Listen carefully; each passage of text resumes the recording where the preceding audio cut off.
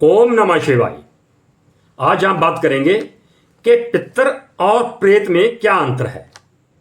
प्रेत कौन बनते हैं, प्रेत परेशान करें तो क्या करें, प्रेत बाधा के लक्षण क्या हैं, पितरों के देवता कौन हैं और दूसरी तरफ प्रेत के देवता कौन हैं।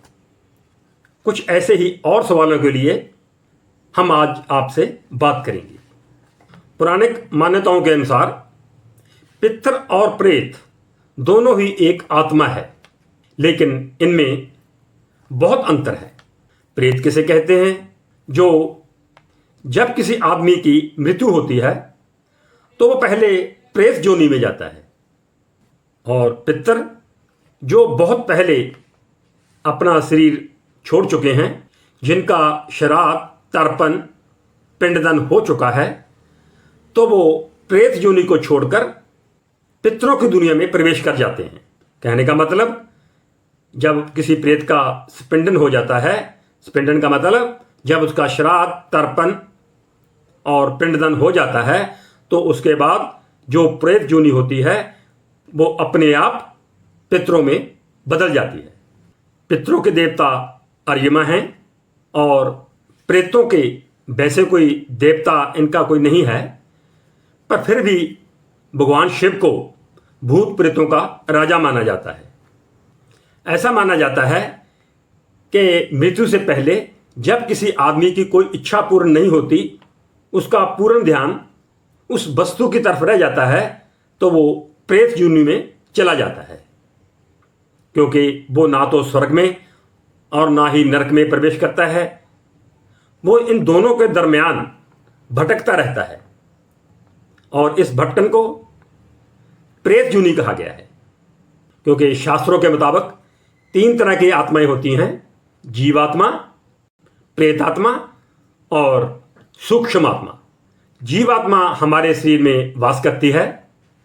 प्रेतात्मा मैं पहले बता चुका हूं, जो शरीर छोड़ने के बाद ना स्वर्ग में ना नरक में किसी इच्छा की पूर्ति हेतु दोनों के दरमियान लटकते रहते हैं, उस आत्मा को प्रेत योनि कहा गया है। और सूक्ष्म आत्मा, जब आत्मा प्रेत योनि से निकल जाती है, पूर्वजों के साथ मिल जाती है, पितरों के साथ मिल जाती है, तो उसको सूक्ष्म आत्मा बोला गया है। प्रेत बाधा को कैसे पहचाना जाए? जिस घर में प्रेत बाधा है, उनके परिवार के सदस्यों की लगातार सेहत खराब रहती है। कोई घर का सदस्य कोई ऐसी बीमारी में फंस जाता है जिससे निकलना मुश्किल हो जाता है। प्रेत बाधा की पहचान है। पैसा आते ही खर्च हो जाता है। घर में छिपकली, कबूतर, तोते जैसे जीवों का अचानक मरना, ये प्रेत बाधा का संकेत है। हमारे शरीर पे, हमारे जीवन पर, हमारी आर्थिक स्थिति पर अलग अलग फर्क पड़ता है। पितृदोष तो अपना परिवार, समाज, कुल का दोष होता है, जबकि प्रेत दोष किसी व्यक्ति का निजी गुस्सा या उसकी जो इच्छा पूर्ण नहीं हुई उसका गुस्सा होता है। पितृदोष के तो कई लक्षण होते हैं, जैसे संतान का सुख ना मिलना, आपकी जहाँ से इनकम हो रही है वहाँ कोई समस्या होना, और वही जो प्रेत दोष है, जो व्यक्ति उससे पीड़ित है। अगर कोई व्यक्ति प्रेत दोष से पीड़ित है तो बुरी आत्माएं उसको परेशान करती रहती हैं, उसको मानसिक दोष लगा रहता है, उसकी चिंताएं, समाज में उसका कद, वो व्यक्ति हमेशा इसके लिए चिंतित रहता है। जो प्रेत आत्मा होती है वो स्पिंडन के बाद प्रेत एक नए तन में प्रवेश कर जाती है, और वो पितरी कहलाती है। अगर प्रेत आत्मा आपको बार बार परेशान कर रही हैं, तो उसके लिए क्या करें? अमावस्या की रात को भोजन के बाद आप भोजन कर लें। उसके बाद क्या करना है? आपने किसी भी पवित्र स्थान पर चले जाएं, मंदिर में चले जाएं, अपने घर के मंदिर में चले जाएं, एक चांदी का कटोरा लें, उसमें कपूर और लौंग जला दें, अपने घर के मंदिर में करें तो अच्छा होगा। इसके बाद अपने इष्ट देव को प्रार्थना करें कि वो आपकी प्रेतों से रक्षा करें।